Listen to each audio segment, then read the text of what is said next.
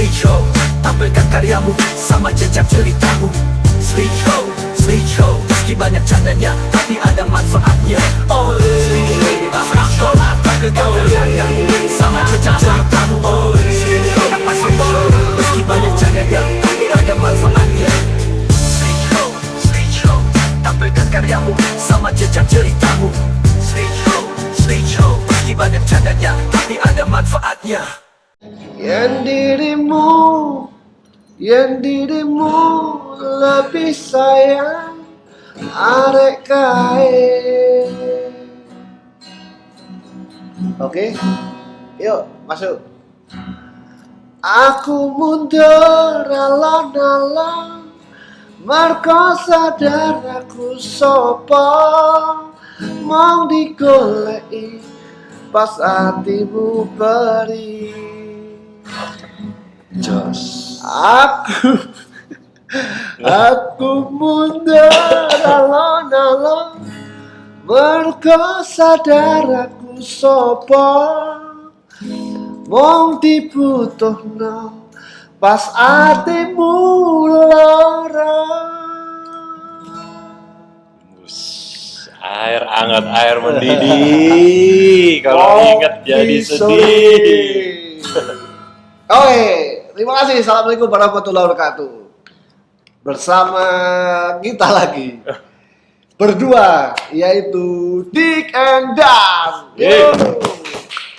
Malaikat dari mana? Iya. Nganu ini dulu. Apa? Taruh gitar. Ya.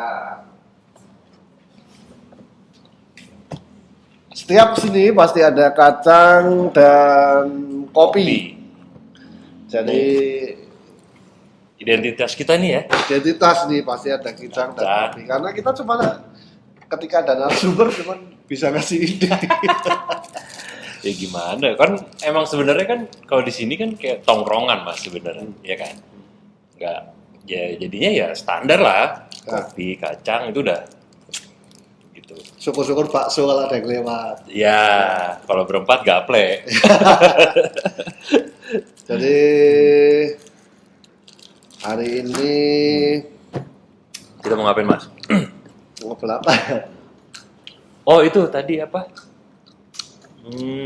Seputar nih, kamu kan sebelumnya fotojurnalis kan?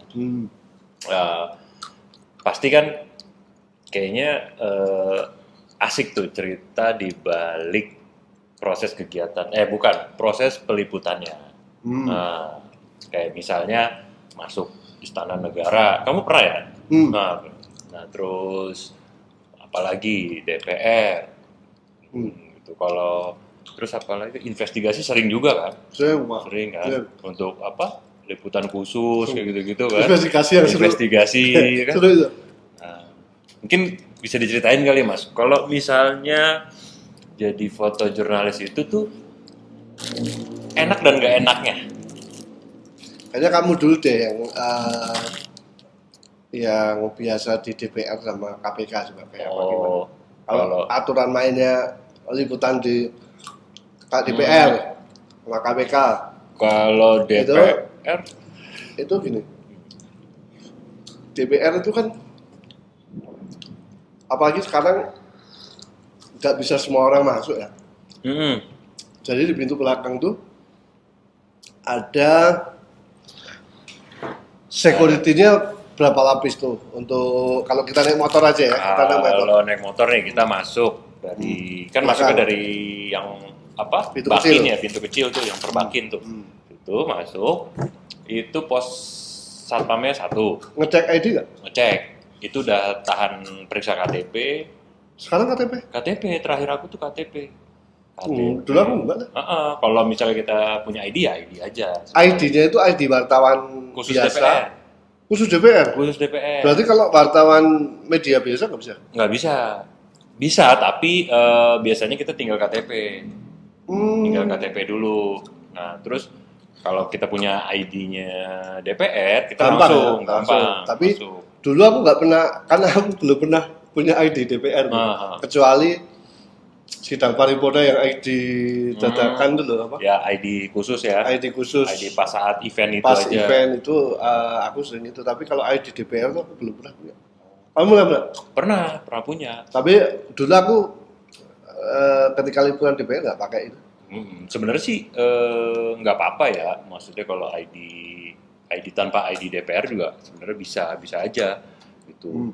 Los aja gitu. Cuma paling nggak agak repotnya tuh tanyain terus mau ke mana Nusantara berapa, komisi berapa, kayak gitu-gitu. Berarti harus apal lah. Apal agendanya. Kalau sekarang harus pakai ID DPR itu khusus ya? ID DPR kan nanti kita masuk parkiran motor tuh udah diperiksa tuh, terus habis itu mesti jalan kan, lewatin masjid tuh dari parkiran motor kan ada masjid itu sebelah kiri, masjid DPR, terus baru masuk yang dari belakangnya tuh.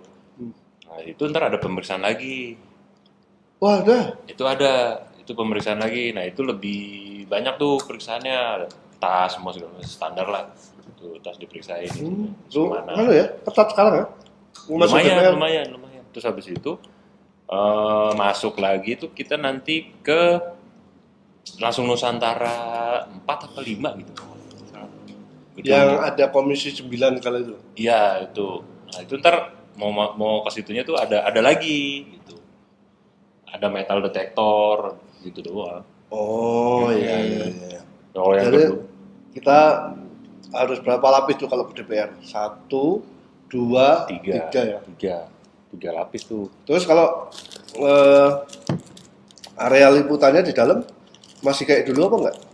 Jadi kita bebas motret. Kalau foto ya, foto kebanyakan kan ada RDP gitu lah, ada rapat dengar pendapat. Di bawah kita bisa langsung lah bisa depan-depanan sama menteri apa bisa masih bisa. Tapi itu khusus foto video. Iya, itu masih bisa kalau RDP tuh paling enggak sih paling agak menghindar dari itu aja kameranya si TV parlemen tuh karena kan mereka live kan. Oh iya. Iya takut ya maksudnya walaupun kita bocor sebenarnya kan nggak apa-apa ya tapi yang nggak enak aja muka kita kelihatan. Tapi nggak apa-apa sekali promosi. Iya sih, kalau dapat baju endorsean nggak apa-apa langsung matching begitu kan? Nggak cuma TV parlemen yang live kan? Iya. Kadang macam-macam. Kadang apa? Ada TV One, kadang Metro gitu. Kompas, gitu. Kalau dulu kan belum zamannya belum zamannya medsos kan? Orang masih pada lihat TV itu ya. Nah aku kan kalau nongol di TV itu kadang sering di SMS dulu zaman SMS sama temenku di kampung. Wih masuk TV. Ya emang sengaja kita nongol. Kalau temenku kocak lah ada. Ini TV lagi live. Ceritanya tuh di demo lah lagi live segala macam. Terus dia habis makan posisinya. Dia makan dia nggak nyadar lewat depan kamera begini mas. Mulai. Terus baru sadar ada kamera gitu. Dan padahal live ya? Lagi live dan itu jadi bancakan. Terus Kompasnya juga nayangin gini kejadian lucu di balik liputan. Salah satunya itu temenku itu masuk. Dia lagi ngorek-ngorek gigi gini padahal makan. Jadi itu di DPR. Kalau KPK gimana, Pak?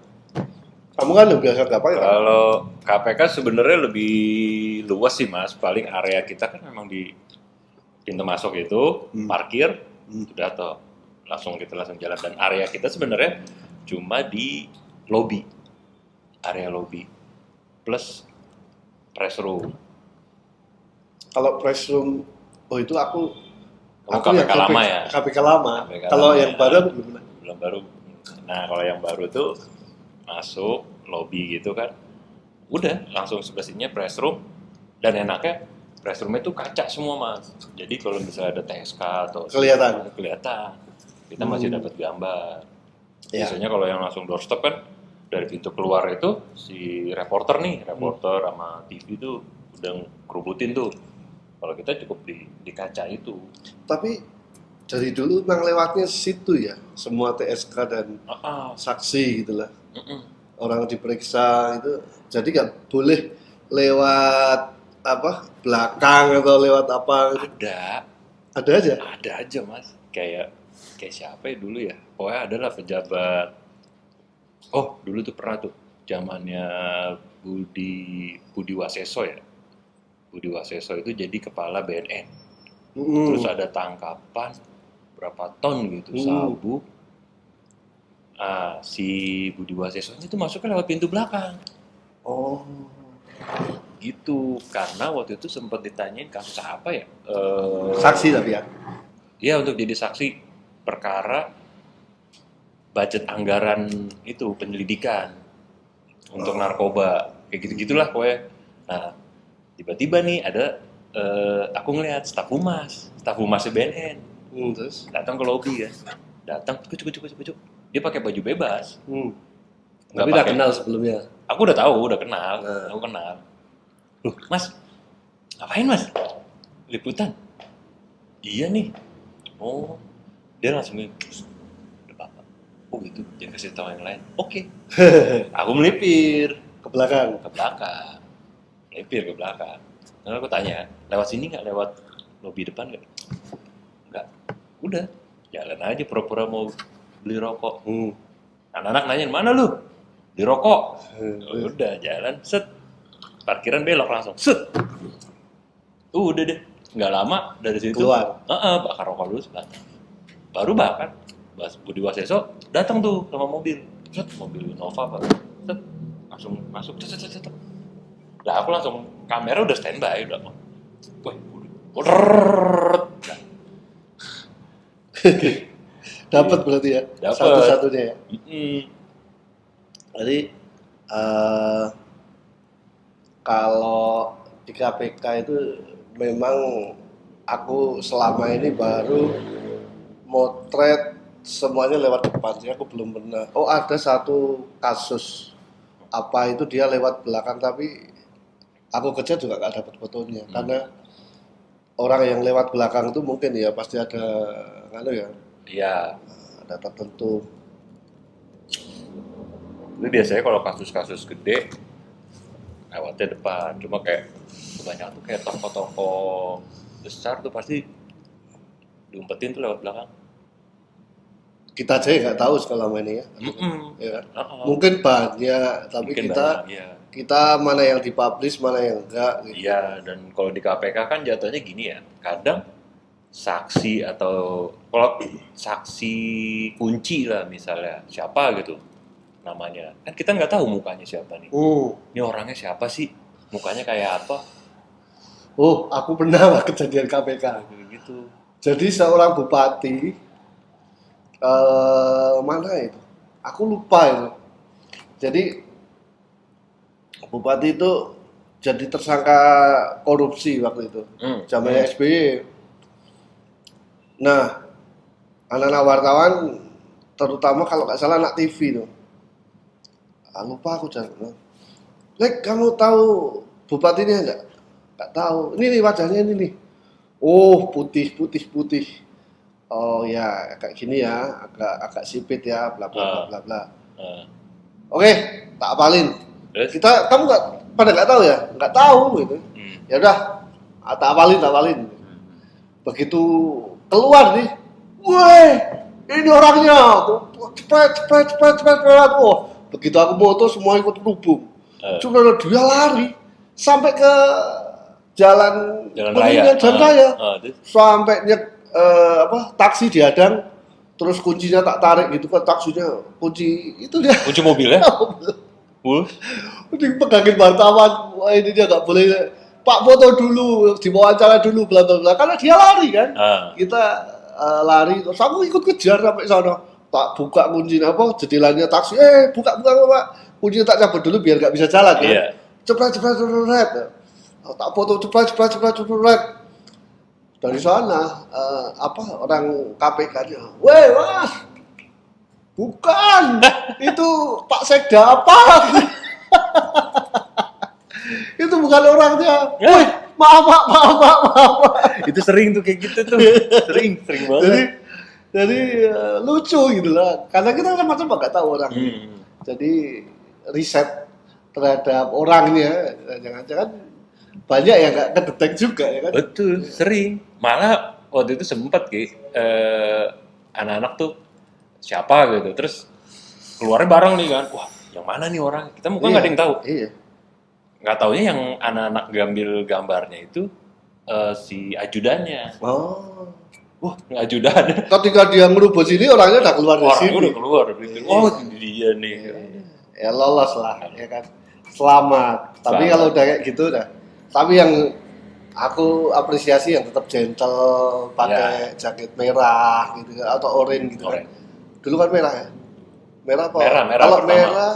merah Kejaksaan. kejaksaan ya. Merah kejaksaan. Kalau orange KPK ya.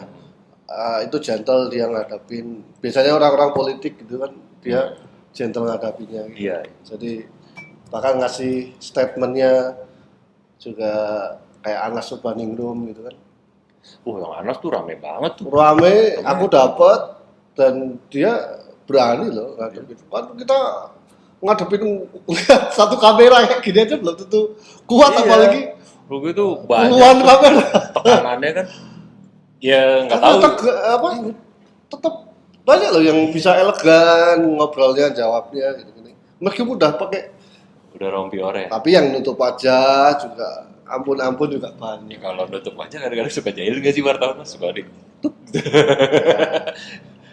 Ya kalau diambil tuh penutupnya. ya, apalagi aku lensanya dulu 10-22 kan. Lebar. Wah, Lebar banget. dapat terus gitu kan, dapat terus. Tapi aku belakangan di terakhir aku muter KPK aku pasti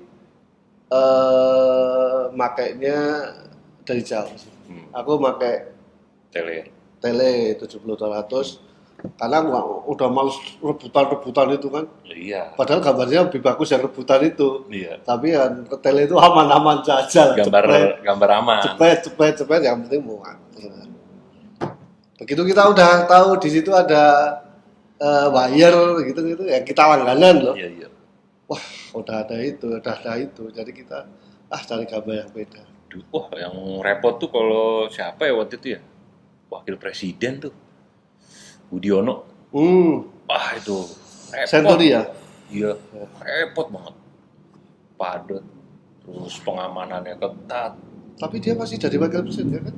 Waktu itu Udah selesai. tapi masih ada pengamanannya. Pengamanan, pokoknya Century loh. Century itu. Kalau kejaksaan enak nggak, Mak? Gedung Bundar. Kalau Gedung Bunder sebenarnya mirip sama KPK, kita di lobi doang. Gitu kan. Terus press room-nya kan agak jauh tuh dia. Ke sana samping lapangan. Ya cuman gitu karena di kejaksaan tuh pintunya banyak.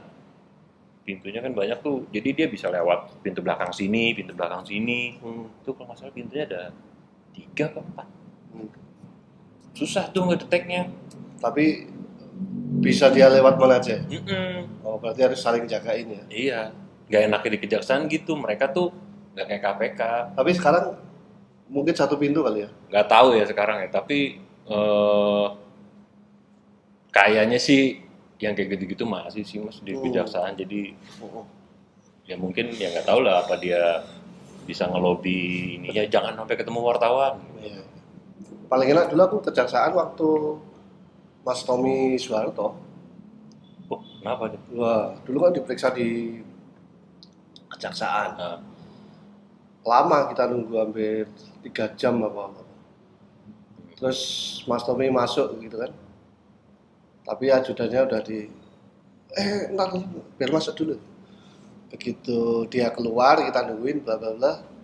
Oke, ya orangnya kan kalem ya. iya, kalau Habis itu apa coba? Udah pada makan belum? Semua beli dompet. wih mantep dong. Iya, semua dibeli dompet waktu itu. Mungkin pas zamanmu dia lagi jaya-jaya kali mas ya. Ya, sekarang aja jaya. Oh iya, Maksudnya, mas ya. Tapi kan nggak pernah kelihatan. baik gitu, baik. Jadi udah pada makan belum? Belum mas. Semua dibeli dompet. Ada berapa? Makan dompet kita. Jadi ya aku baru nemuin kali itu. Sekarang liputan. Maaf ya, menunggu kematiannya bukan menunggu kematian, malah menunggu apa sih kalau wafat maksud ditunggu ya. Jadi Pak Harto itu sudah sakit. Oh, Sepuh, sakratul maut. Bukan sakratul maut. Pokoknya tadinya udah Koma. dari cendana. Oh, Kalau itu kan jadi Anto. paling dari cendana langsung bawa rumah sakit Pertamina di sana. Iya. Aku kan liputan di situ 20 hari. Bukan hampir, tiap hari ada makanan loh dari cendana. Jadi buat wartawan tiap malam itu aku lihat ada jus, ada apa. Lengkap ya. Ibaratnya kalau lapar ke situ aja deh, Ini mampir. di rumah sakit loh. Jadi aku selalu dapat makanan gitu. Iya. Jadi enak gitu lah. Tapi nggak semua, itu nggak Iya, semua. Itu benar-benar real sultan. Tapi aku gini mas, aku pernah tuh kejadian kayak gitu. Kalau karena jadi gaji wartawan kan sebenarnya nggak gede-gede banget ya, nggak gede-gede banget, dibilang kecil juga enggak, tapi UMR lah pas gitu, Iya. ya kan. Kadang tuh tengah-tengah bulan nih, kadang lagi liputan kehabisan duit nih. Aku tuh ngeliat tuh agenda kantor apa ya kalau ada undangan ya. Cuma mau makan siang doang. Jadi, oh berarti besok ada nih, gue besok bisa irit uang makan nih, kesini sekalian liputan. Iya, jadi karena agenda-agenda itu pasti menyediakan makanan. Mm-mm. Tapi saking seringnya aku tiap hari masuk kafe. Kalau di liputan tuh kan gitu kan. Iya, Masuk kafe, besok lagi atau nanti malam, hari ini pagi liputan di hotel mana. Mhm. Sarapan, Nah. makan siang iya. Malamnya ditugasin di liputan hiburan misalnya, kafe apa. Saking seringnya aku biasanya cuma ambil air putih dan buah doang, nggak pernah makan. Karena makan hotel kafe itu kan akhirnya kita sama semua kan. Iya sama. Iya kan? Gitu-gitu aja. Iya kan? Mm-mm. Justru kan kita bikin makan ketoprak di depan gitu. Kalau aku sih nyasetin dulu buat ngirit lah. Iya. Udahlah, cari Kalau agenda nginep, mau nginep gitu memang. Jadi kalau itu di DPR, KPK, sama kejaksaan. Ya. Kalau motor demo gimana? Bedanya motor demo di lapangan. Bedanya Sorry. Di semua yang tadi disebutin, kecuali DPR tadi kan harus ada ID. Kalau KPK, kejaksaan kan harus ada ID. nggak bebas. Semua Yang orang bisa motret. bisa motret, bisa datang gitu. Terus tapi kan pasti yang jaga di depan tuh nanyain mau kemana. Dari mana? Okay. ID-nya apa? Pasti gitu. Wartawan mana mas? Iya. Waktu itu aku pernah sih ID ketinggalan. Cuman aku bilang saya mau ke Gedung Bundar, kejaksaan ya. Gedung Bundar ada pemeriksaan sini. Oh iya. Udah tahu. ID-nya bawa lupa. Iya. Kayak gitu. Jadi kalau di lapangan, di demo, acara demo depan DPR misalnya gitu-gitu, ID itu harus dipakai. Kalau demo baiknya emang harusnya kayak dipakai deh mas, buat keamanan kan, safety-nya tuh. Entah, ya kan kita nggak tahu siapa yang jahat. Ya. Takutnya kena pentung polisi, main apa, ya kan? Oh ini tahu nih, ini pers nih dari kantor berita mana gitu kan, ketahuan kan, nggak ada pertanggung jawabannya. Kalau ini rompi juga penting tuh, tapi nggak semuanya orang wartawan pakai rompi ya. Pakai. Terakhir aku tuh demo tuh anak-anak tuh pada kolekan, maksudnya siapa nih mau urunan nih mau beli rompi. Barang rompi yang jaring-jaring itu yang kayak buat proyek itu loh, kayak rompi safety itu, terus ada hijau terus ada tulisannya media. Tapi aku dapat dari Mabes Polri itu rompi hijau ada nomor serinya. Masa? Iya. Itu buat wartawan. Oh. Jadi aku dapat dari Mabes Polri. Aku nggak tahu gimana dapatnya itu, aku nggak tahu, dikasih waktu pas apa aku lupa.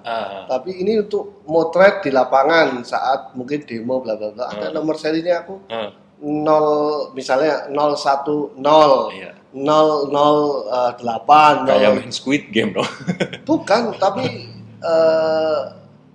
kita mungkin terdata bahwa ini iya. ini wartawan ini terdata, Iya. ada nomornya gitu-gitu. Dan Cuma kan biasanya kalau kerusuhan atau demo itu kan kadang polisi sama brimob itu kan random mas. Kita pakai rompi aja kadang suka kena pentung. masalahnya ya kita nggak tahu kondisi emosinya Iya juga sih. ya. Manusiawi lah. Jadi aku sendiri nggak bisa menyalahkan aparat ya. Tapi kadang kita juga berlebihan juga. Apalagi emosi nggak tidur gini-gini, kita foto, marah lah, ngamuk lah misalnya. Tapi ya kita juga butuh juga. Iya. Mereka juga sama-sama, kita juga kerja oni. Tapi kan kita juga belum tentu juga pakai identitas yang harusnya dikenakan. Misalnya mentang-mentang kita wartawan juga kita nggak lupa bawa ID atau bawa rompi, ya mereka langsung ya nggak salah juga kan. Nggak salah. Dikira kita hobis atau Ya, misalnya kita masa juga kan. masa juga yang Demo. nyamar jadi fotografer juga bisa. Jadi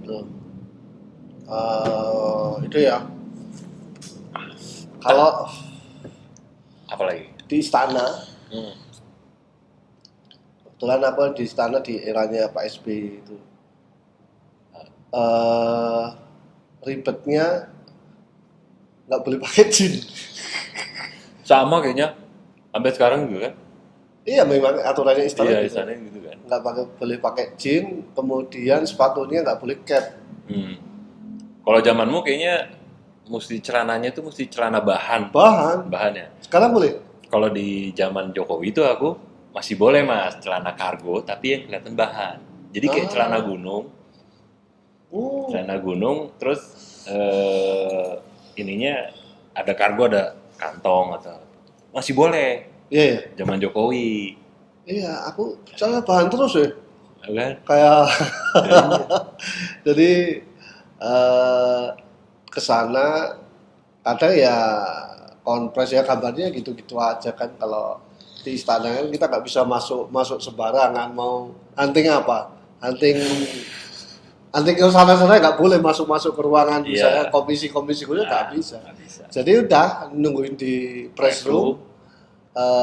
Kalau siang pasti ada makan siang kan? Pasti ada kotaan itu. Sore juga ada sebenarnya, tapi dihitung biasanya. Daripada mubazir, mereka ngitung ada orang siapa dan dapat locker. Nah iya. Di istana itu ada locker loh. Ada. Untuk kita. Ada. Iya kan? Enaknya itu. Jadi di istana itu ada locker untuk naruh barang kita. Karena di dalam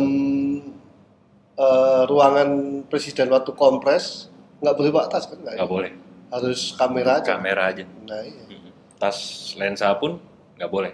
Dan kita harus menyesuaikan tuh. Hari Jumat kalau nggak salah batik.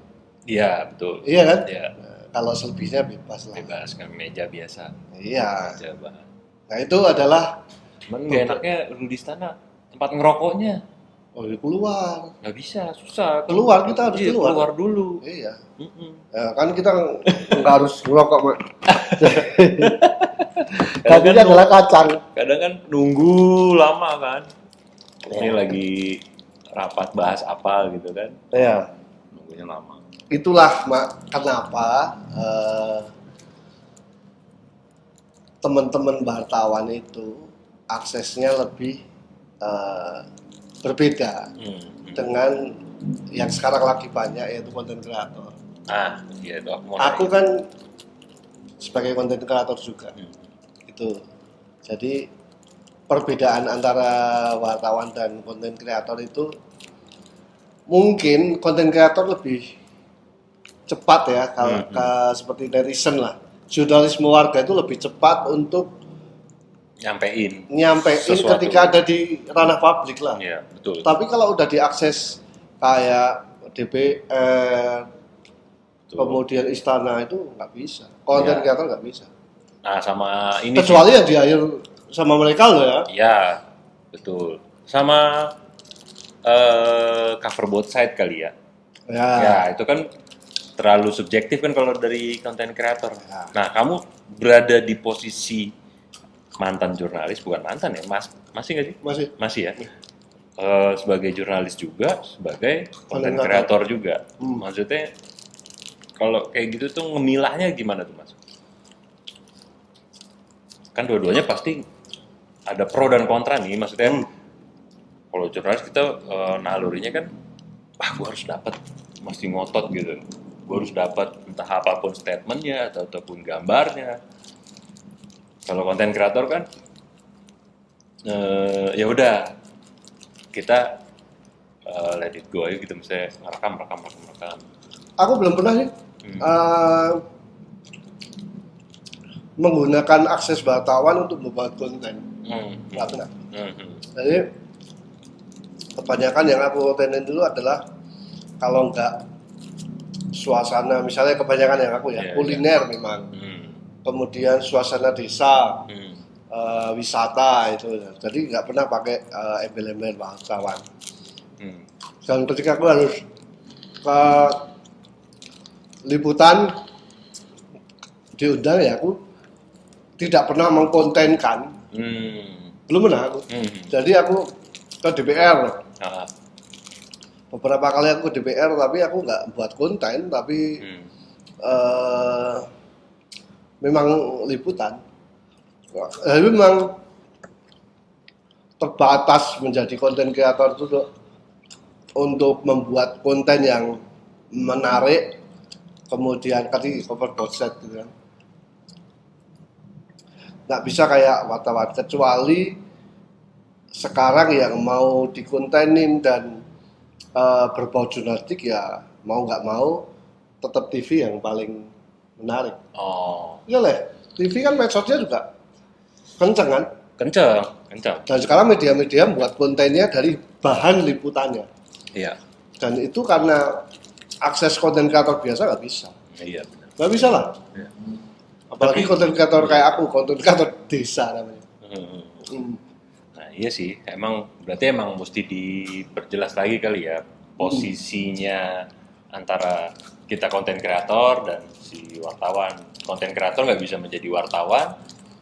Ya bisa aja. Bisa aja. Tapi liputannya konten kreator itu tidak bisa sedalam tentang mengakses sesuatu yang harus menggunakan ID wartawan. Nggak bisa. Nggak bisa. Tapi kalau kecepatan, misalnya ada ledakan di di mana tiba-tiba di Cirebon misalnya, kemarin ada meteor, misalnya. Wartawannya belum ada, ternyata ada netizen warga, ya dialah yang pertama. Betul. Gitu. Lebih cepat. Gitu. Jadi kalau tiba-tiba dia seorang konten kreator tiba-tiba ingin ke liputan kasus apa ya sekarang yang lagi ini, kasus ijazah, kan nggak bisa semuanya bisa masuk kan? Iya. Nggak bisa. Apalagi yang kasus Jokowi kan, konten kreator tuh nggak bisa langsung nongkrongin rumah Jokowi juga kan? Iya. Apalagi sekarang ke Mabes Polri lah, atau Polda,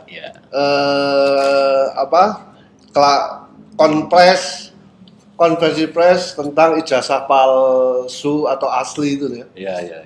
Itu nggak mudah loh konten kreator ke situ. Iya kan? Nah itu tetap wartawan yang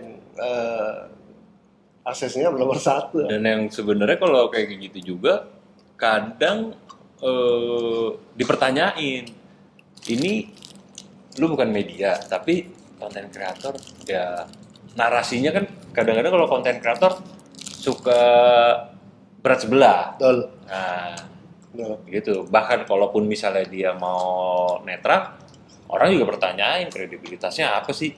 Tapi ada nggak yang nanyain kayak gitu, Mas? Maksudnya sepanjang kamu jadi konten kreator nih, terus ada nanyain kredibilitasnya ini valid atau enggak? Kan nggak semua orang tahu kalau background kamu tuh emang sebenarnya wartawan. Nah. Tapi sebenarnya belum pernah. Tapi rata-rata kan orang udah tahu dan biasanya ngikutin di medsosku kan. Jadi memang aku banyak cerita tentang kewartawanan dan di bioku juga ada jurnalis juga. Tapi ya ditanyain soal apa kredibilitasnya itu. Tapi ya kalau udah konten makanan bla bla bla, mereka tanya bukan dari mana Mas, dari media mana, wartawan Iya. mana. Dulu ya, Iya, dulu ya. Mas buat YouTuber. konten ya, Iya. YouTuber ya, YouTuber ya? Iya. TikTok apa kayak gitu. TikTok ya Mas. Gitu. Iya. Aku konten di makanan semua tidak ngomong Iya. soal Mas dari media mana Mas, gitu kan. Iya. Tapi Mas channel YouTube-nya apa Mas? Nah, Biasa gitu. iya. Sekarang tuh, Iya. sekarang tuh. Mereka nggak ngomong lagi soal Hmm. medianya, Hmm. tapi channel YouTube-nya. Iya, iya sih. Enaknya itu. Enaknya sekarang gitu. Cover buat site-nya ya udah bukan cover buat site lagi ya, mungkin langsung strike order. Ya. Cuman ngerinya kan yang kita takutin kan yang hoax itu Mas. Ya. Gitu. Benar. Kalau itu lupakan lah itu karena itu kan ciptaan ya. Iya. Tapi yang jelas konten kreator itu sebenarnya harus belajar beretika. Misalnya. Jadi gini, etika mengambil gambar. Misalnya yang tidak tertulis itu kan kayak mengenalkan dulu, nggak tiba-tiba mengambil izin dulu, terus tanyain dia mau nggak di direkam ini. gitu, Ya. Jadi ya, memang sekarang banyak konten kreator yang sudah memahami itu, tapi Ya. masih banyak yang harus kita edukasi lagi bagaimana adab dalam membuat konten itu. Gitu. Jadi kalau bisa memberikan apa ya, menyajikan konten itu, aku nggak tahu ini boleh apa enggak.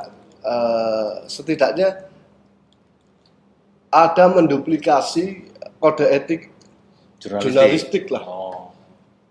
Benar sih. Menarik kan? Jadi tidak hanya satu narasumber, tapi paling kayak 2 lah atau 3 lebih bagus gitu. Ya. Jadi cuplikannya. Tapi kalau udah di konten-konten yang profesional sekarang udah mulai kayak gitu ya. Tapi itu kayaknya berlaku untuk konten kreator kayak misalnya minat khusus nggak sih, maksudnya di bidangnya, misalnya kalau kayak di kamu kan lebih sering konten makanan, terus suasana desa yang tadi kan kayak gitu, kehidupan desa. Nah, kayaknya kalau kayak gitu sih sebenarnya kan cover buat site-nya nggak terlalu ya, Mas. Nggak. Nah, bedanya kalau misalnya apa ya? Oh, kayak yang demo kemarin kan banyak tuh yang sosok jadi konten kreator tapi ngomongnya ayu-ayu. Ya. Oh, ini deh yang terakhir Purbaya. Yang banyak orang konten kreator tuh ngasumsiin Purbaya tuh keputusannya benar pas segala macem kebijakannya. Tapi kalau aku lihat sama semua gitu, narasinya sama gitu, nggak ada yang kontra, jarang. Ada sih ada. Ya bisa aja memang iramanya konten kreator semuanya kayak gitu. Iya, Atau biasanya memang udah template. Enggak. Ya template juga. Ya. Atau biasanya satu orang yang buat bikin banyak konten. Iya, kan? itu dia tuh. Satu buat bikin banyak konten yang berbeda-beda. Iya. Ada tiap yang edit, misalnya materinya ini bla bla bla bla ini, yang edit kasih beda, hasilnya udah beda. Iya. Terserah kamu, yang penting baik, yang penting Iya. bagus. Kita dapat punya 10 editor aja, editor konten, kasih aja 10 editor di kota yang berbeda. Editornya kan pasti hasilnya berbeda-beda, Iya. tapi tone-nya akan sama. Iya. Itu juga bisa dipesan. Iya, benar. Tapi alangkah baiknya ya kita apa ya, resah kalau ada konten-konten yang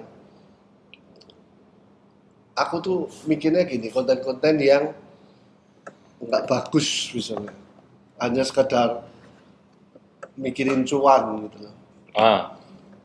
Mikirin, kamu sering dapat gak sih? Apa tuh? Aku tuh kadang gini ya, ini sorry ya,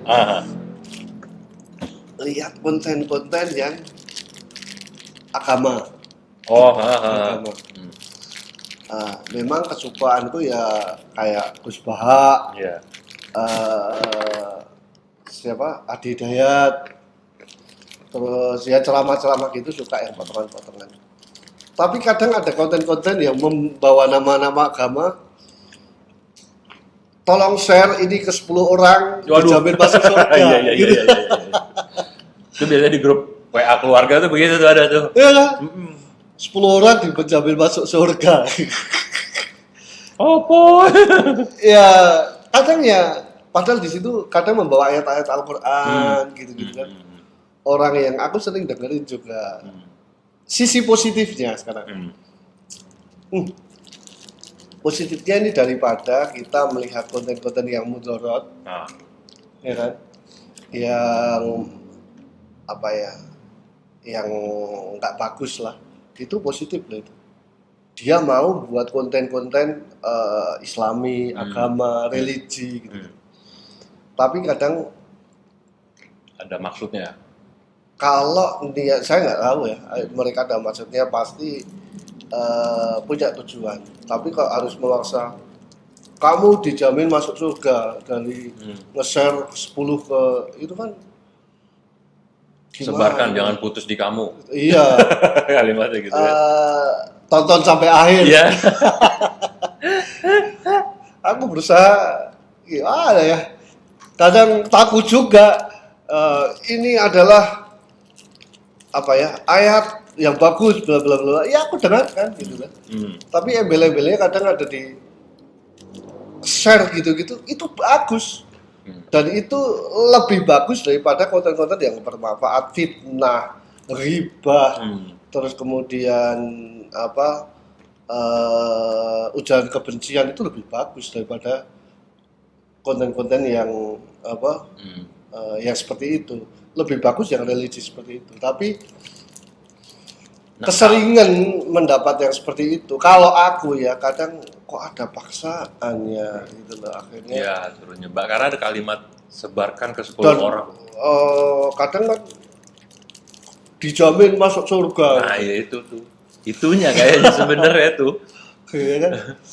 Iya kan? Padahal kalau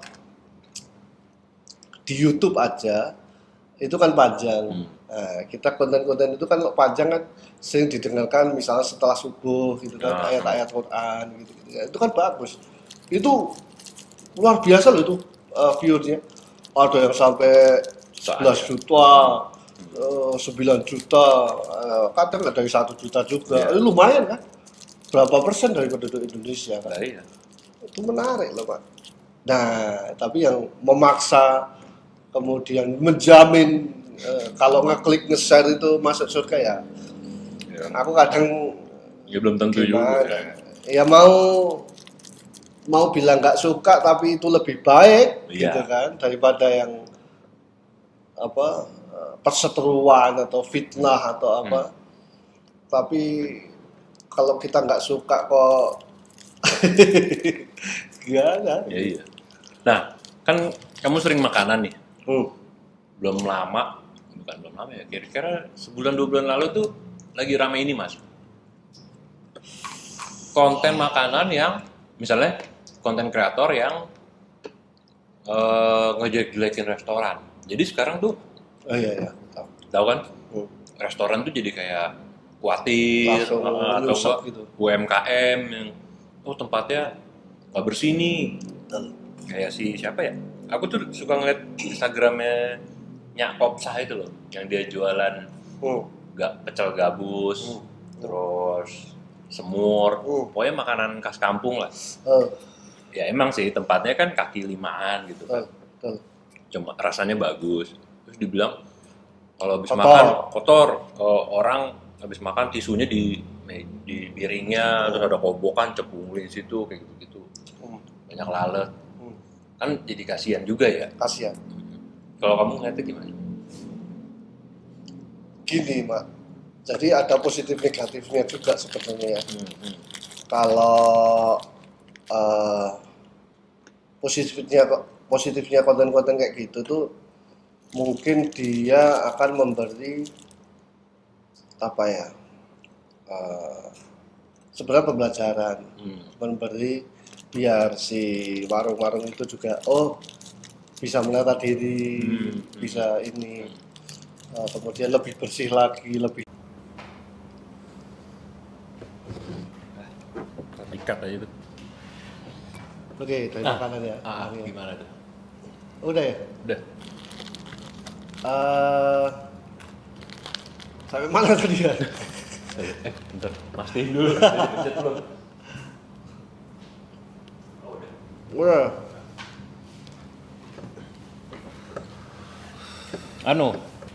Yang konten kreator itu loh yang ngeritik tapi tapi ngejelek-jelekinnya ya gitulah. Terus kalau mau di take down bayar berapa gitu.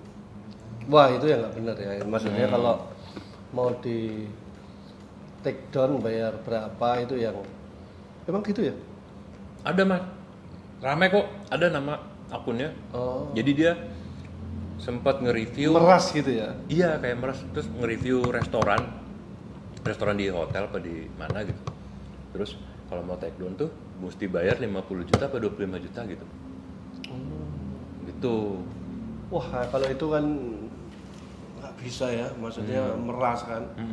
Tapi kalau niatnya untuk memperbaiki, niatnya untuk merubah biar menjadi lebih bersih, lebih sehat lah orang-orang mau ke situ, ya itu bagus. Tapi kalau mau di take down bayar 50 juta itu udah nggak benar. Tapi negatifnya itu positifnya sebagai si konten kreator itu kan, kalau memang benar tidak ada pemerasan itu. Kalau tapi negatifnya ya kasihan juga. Kasihan si ini kan tiap warung itu punya karakter yang beda-beda, Pak. Betul. Kamu pernah ke itu nggak? Jogja itu kalau kita makan gudeg jam 10 malam, ada yang di Pawon loh. Pawon tau kan? Pawon itu dapur. Iya. Itu jam 10 malam di dapur, Mak, ngambilnya gudeg itu. Dan bener-bener pawon. Kita dapurnya gitu masaknya di situ dan kita diladeni makannya di situ juga. Ada juga yang di Bantul itu, mbah-mbah itu. Iya. Malah banyak artis-artis yang ke situ kan. Makanya di sini ada ayam gini-gini. Tapi enjoy aja tuh mereka. Nah, yang jadi masalah itu kan sebenarnya kadang kalau konten kreatornya nge-review gitu terus jadi jelek kan dengan narasinya yang gini. Ya. Nah, sampai si Nyaposa itu akhirnya ini tutup warungnya, tutup. Kasihan. Sepi. Kasihan ya. Mungkin saat dia datang pelayannya semua lagi pada sibuk. Nah, jadi belum sempat ngeberesin meja, terus belum sempat ngerapihin sekitar. Mungkin kayak gitu. Jadinya ya gitu sih. Kasihan. Pernah lihat kontennya nggak? Pernah, masih ada di YouTube. Dia ngasih testimoni sumber-sumber lain nggak?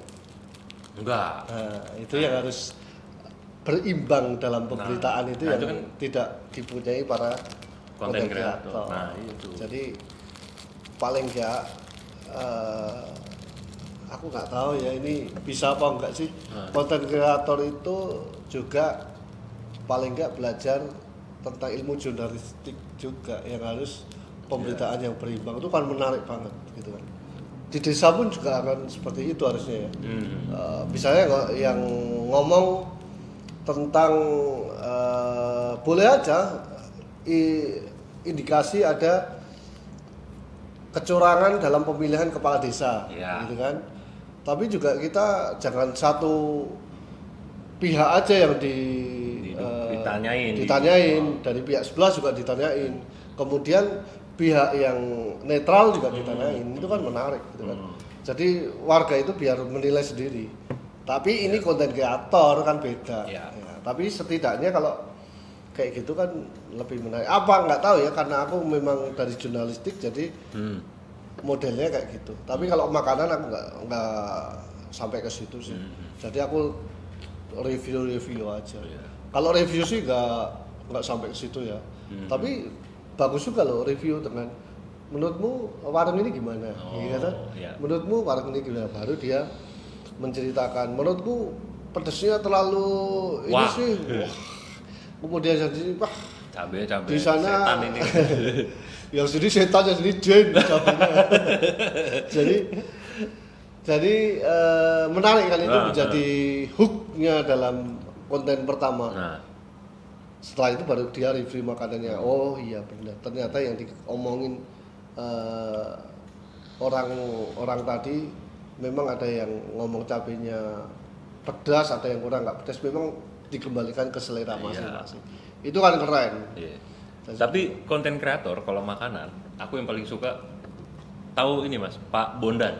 Tahu lah. Nah, dia tuh kalau enak bilangnya manyus, kalau nggak enak apa ya lupa deh. Pokoknya enak gitu. Pokoknya buat dia tuh makanan itu semuanya Enak. enak. Iya. Gitu. Nggak ada yang nggak enak. Enak sama enak banget. Dan Pak Bondan kan almarhum ya kan. Iya. Dia kan memang dari jurnalistik ya. Dia aja yang basic Dia- jurnalistik. Terus iya.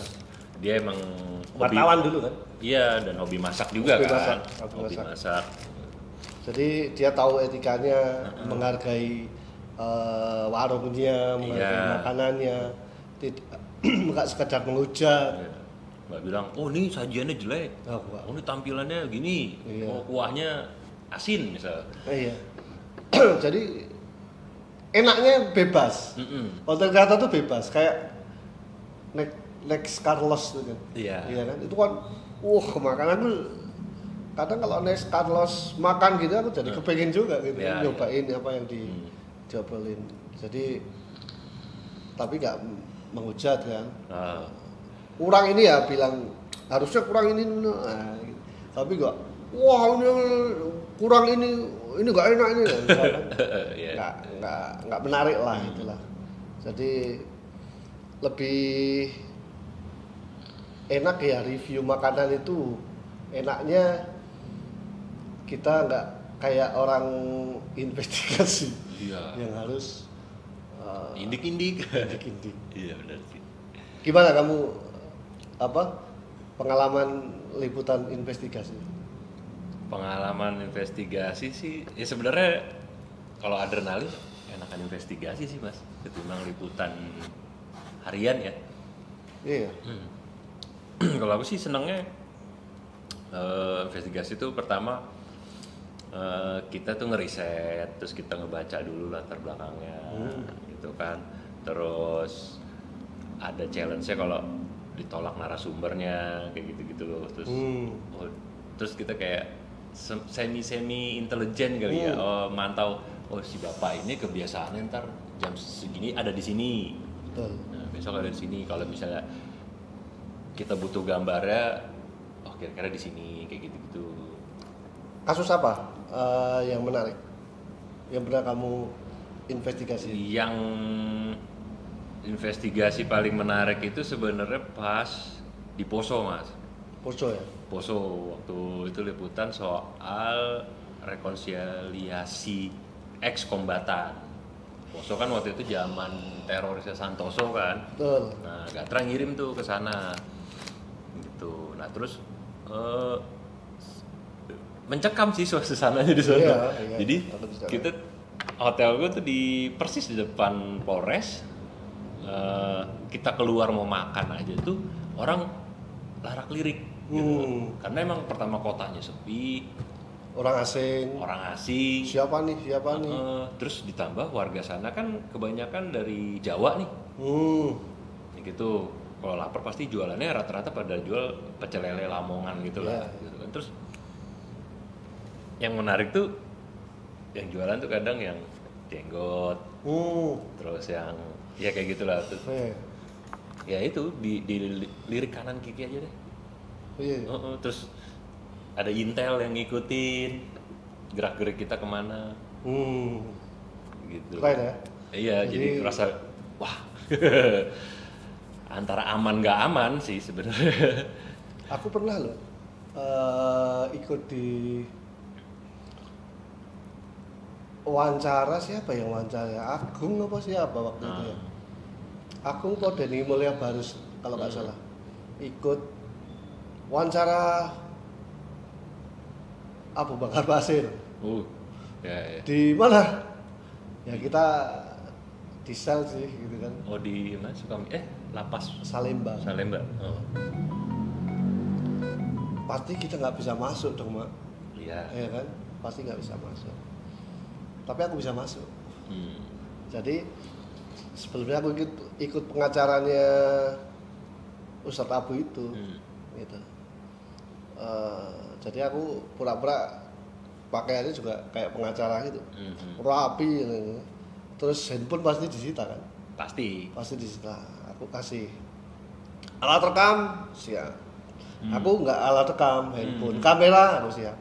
Tapi aku siapin di sepatu itu kamera pocket. Jadi aku di dalam, aku kayak udah ini rombongan pengacara kan. Iya. Teman-teman wartawan banyak di depan gitu kan. Tapi aku bisa masuk. Ikut rombongan pengacara itu. Masuk cuma dapat 3 foto lah. Cepet habis itu kan penjaganya datang kan. Iya. Ya udah, ya penting aku dapat gambarnya Ustadz Abu di dalam gitu kan. Itu menarik. Gitu. Iya. Yang kedua, yang menarik saking banyak ya investigasi itu. Yang menarik adalah liputan tentang pelacuran di bawah umur. Di mana tuh? Kalibata. Dekat dong. Apartemen sini lagi. Ternyata ada apa ya, mucikari namanya. Mucikarinya juga maminya juga masih di bawah umur loh. Masa? Beneran. Jadi ada tiga tahap dan itu kita harus nyewa orang. Nyewa orang yang menghubungkan ke situ sampai ke maminya yang pertama. Kita cerita dan ngikutin cara penjualannya bla bla bla bla. Masih ingat lah siapa yang, kalau orangnya teman kita, kalau sama-sama bareng aku investigasi itu, sehingga dia pasti kalau nonton ini pasti ya aku siapa? Orangnya. Gandhi.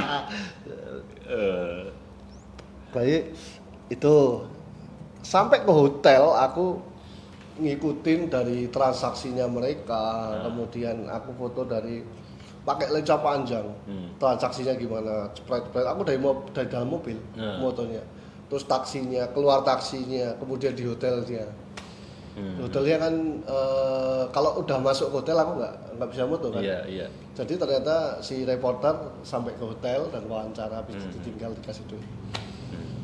Di bawah umur masih SMP. Yang jadi pertanyaan, maminya itu kan di bawah umur. Pertanyaannya, dapat dia belajar dari mana ya? Misalnya mesti ada orang ketiga dulu nih yang nyamperin Nggak tahu. Ininya. Jadi ada rantainya pokoknya di situ. Itu rapi banget tuh pasti tuh. Jadi ada rantainya. Tapi nggak tahu masih ada nggak. Semoga nggak ada ya. Ngenes gitu loh. Jadi ngenes. Yang sekarang kan kalau yang dewasa enggak. Malah kepingin nanti. Gitu Pak.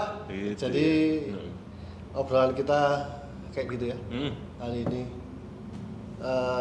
Paling enggak kita bisa nyimpulkan bahwa ini ada perbedaan jurnalistik dan konten kreator. Dua-duanya ada nilai positifnya. Pasti positif gitu kan. Makanya kalau jurnalistik apakah ada negatifnya? Ya ada, mungkin oknum ya. Oknum menggunakan akses itu untuk kepentingannya sendiri, itu bisa. Tapi kalau konten kreator negatifnya mungkin di pembanding, ya kan? Ya, cover buat saya tadi. Iya, pembanding narasumbernya gitu-gitu. Cek and recheck dulu, kemudian etika dalam pembuatan konten itu sendiri. Sekarang nggak bisa ini sih karena saking banyaknya konten kreator. Mendingan yang baik-baik aja lah. Iya. Ya kan? Karena digital itu kan menentukan ya. Iya, benar. Ya. Gitu. Oke. Thank you ya. Ya oke, sama-sama. Obrolan kita sore ini, kita nggak ada narasumber, nggak masalah. Nggak masalah. Yang penting minggu depan kayaknya ada 2 yang udah pesen mau datang ke sini. Oh gitu, siap. Ya. Terima kasih teman-teman. Obrolan kita paling tidak bisa disimpulkan tadi ya, soal apa tadi? Pertama kan kita jurnalistik, akses bukan soal etika jurnalistiknya dan satu lagi tuh si konten kreator ya. Ya. Nah, Paling batasan-batasan. Iya. Akses masuk Akses. wartawan ke tempat-tempat Tempat-tempat. itu. Dan kenapa konten kreator tidak bisa? Karena Iya. harus ada ID atau media yang. Iya, Itu kalau iya, sorry tambahnya. Media yang tanda kutip abal-abal itu bisa masuk nggak? Enggak kan? Nah itu tuh kadang suka los-los aja. Dia punya ID Nah, DPR nggak? dan bisa Bisa ya? bisa. Nah itu jeleknya kadang verifikasi dari sebuah lembaganya itu ke PWI itu nggak ketat mas. Siapa yang Bukan mengawasi? PBI, Ya, misalnya Dewan Pers lah. Dewan Pers gitu, ke Dewan Pers. Misalnya aku nih media abal-abal mau masuk ke DPR atau ke istana. Kalau istana memang ketat. Tapi kategori abal-abal sama enggak tuh apa? Nah itu. Cuma ini doang, keabsahannya di Dewan Pers diakuin nggak? Kan kalau untuk jadi anggota di Dewan Pers tuh kalau nggak salah minimal ada 10 atau 15 orang yang sudah punya sertifikasi UKW itu kewartawanan gitu. Kalau di bawah itu belum bisa diakui keabsahannya. Setauku gitu. Jadi semua media yang atau semua lembaga pemerintahan gitu khususnya ya ingin memverifikasi apa media itu terverifikasi lah ya itu lewat Dewan Pers atau Lewat Dewan Pers. Tapi kalau belum ya belum bisa ya belum bisa. Padahal kalaupun itu adalah anggota wartawan memang sudah belasan atau puluhan tahun bikin media baru tapi belum terverifikasi liputan bisa nggak? Nah itu kan belum. Nah itu belum tuh.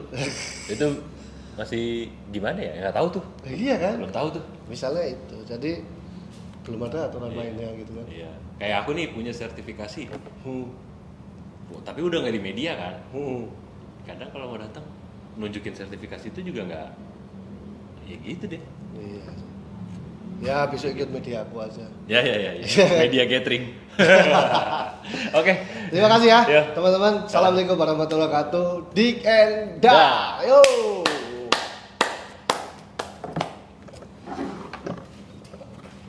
Mak ada telegraf bisa kamu pakai, Mak. Telegraf tuh